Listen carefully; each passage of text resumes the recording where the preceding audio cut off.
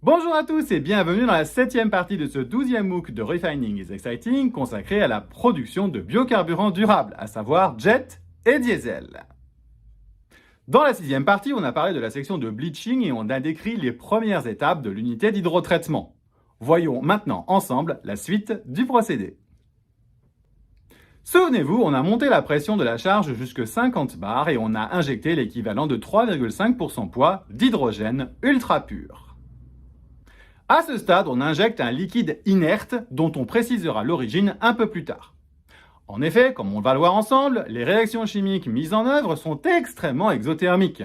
Et si on traite la charge en pur, sa température va augmenter de façon inacceptable dans le réacteur.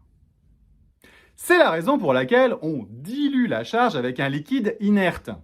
La quantité d'inerte injectée est de l'ordre de 0,5 à 2 fois le débit de charge dans l'unité. Dans notre cas précis, on va considérer 2 fois le débit de charge, soit 200 tonneurs de liquide injecté pour 100 tonneurs de charge fraîche. Cette inerte est typiquement disponible à une température de 40 à 200 degrés C et dans notre cas, on va considérer qu'il est disponible à une température de 150 degrés C. Ensuite, on va injecter un gaz riche en hydrogène dont on précisera la provenance un peu plus tard. On injecte environ 30 tonnes par heure de ce gaz. Cet hydrogène est pur à environ 75% volume en hydrogène et est disponible à une température de l'ordre de 70 degrés C et une pression de 50 bars.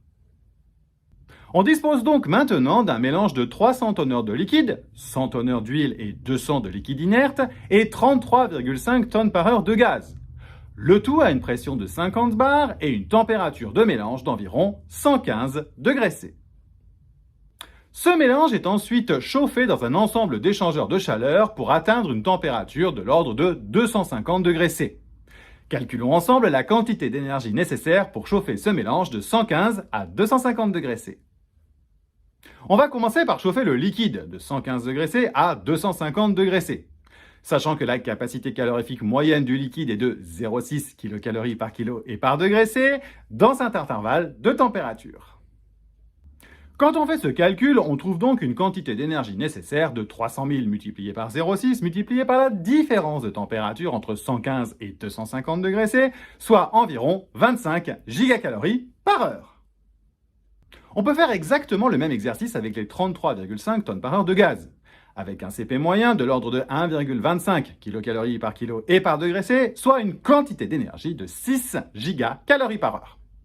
Au final, on trouve une énergie de 25 plus 6 égale 31 gigacalories par heure. Il est à noter qu'à ce niveau de température, 250 degrés C, on n'a quasiment pas vaporisé le liquide.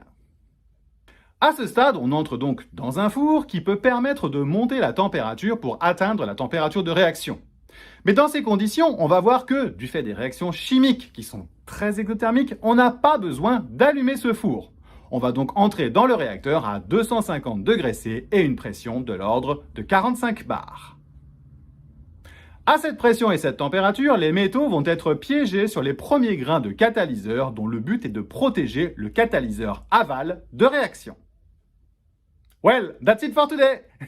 Rendez-vous dans la prochaine partie de ce MOOC consacré à la production de biocarburants durables.